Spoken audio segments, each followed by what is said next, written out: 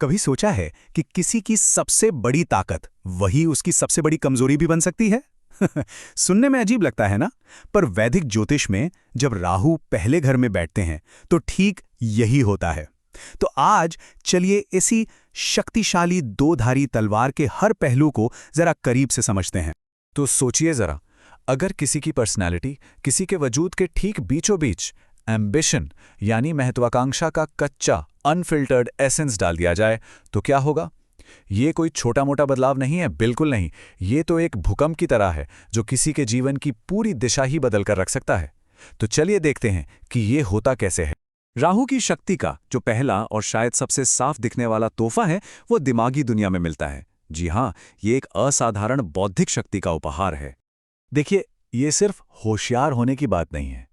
राहु एक ऐसी तेज धार वाली लॉजिक देता है जिससे ऐसे लोग कानूनी तर्कों की बारीकियों को या फिर छिपे हुए एजेंडों को बड़ी आसानी से समझ लेते हैं, और उनका जो हाईली कम्पिटिटिव नेचर है वो उन्हें लगभग किसी भी मैदान में सबसे आगे पहुंचा देता है।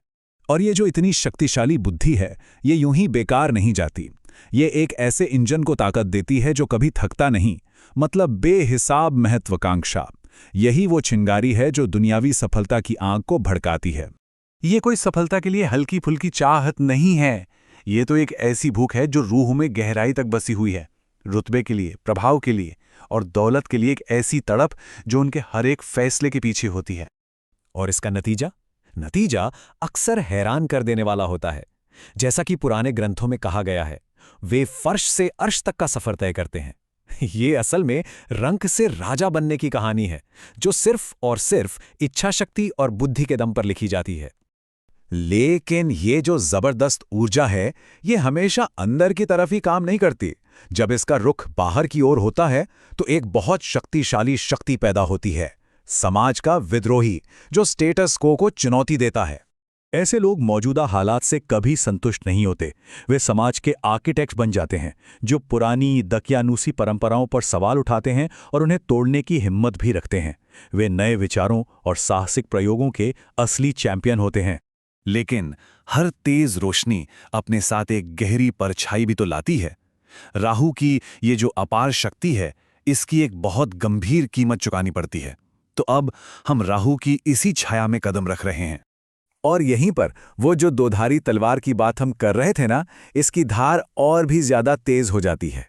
देखिए, एक तरफ तो है कामयाबी की जबरदस्त भूख, जिसके लिए इंसान सही गलत कुछ भी इस्तेमाल करने को तैयार हो जाता है। लेकिन अगर कुंडली में राहु कमजोर पड़ जाए या पीड़ित हो, मतलब दूसरे ग्रहों का उस पर बुरा असर हो, तो यही जो ड्राइव है, यही जो जुनून है, वो इंसान को गलत कामों, धोखेबाजी और नशे के खतरनाक रास्ते पर भी धकेल सकता है। जब राहु की ऊर्जा बिगड़ जाती है तो इसका पतन बहुत तेजी से और बेरहमी से हो सकता है। ये पुरानी बीमारियों के रूप में एक शारीरिक पीड़ा हो सकती है, या फिर भ्रम का एक ऐसा मानसिक कैदखाना जहां सच्चाई क्या है पता ही नहीं चलता।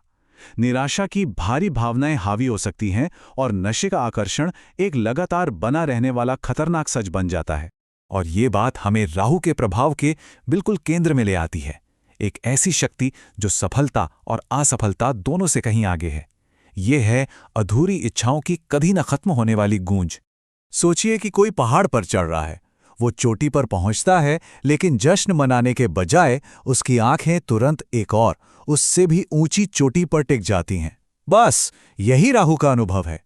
चाहे कितनी भी सफलता मिल जाए, उनके वजूद में कहीं न कहीं एक असंतोष हमेशा बना रहता है। जैसा कि श्रोत में इतनी साफ साफ कहा गया है, अधूरी इच्छाएं और कामनाएं सदैव इनके जीवन में दखल रखती हैं। ये एक ऐसा स्थायी आंतरिक संघर्ष है जो हमें हमारे अंतिम सवाल की ओर ले जाता है। तो आखिर में ये हमें इस गहरे सवाल के साथ छोड़ देता है। इच्छा की ये जो कभी न बुझने वाली आग है, ये एक उपहार है जो महानता की ओर धकेलती है, या फिर ये एक अभिशाप है जो सच्ची संतुष्टि से हमेशा दूर रखती है। पहले घर में राहु के साथ शायद जवाब एक को चुनने में नहीं है, बल्कि दोनों के बीच एक तनी हुई रस्सी पर संतुलन साधने में है।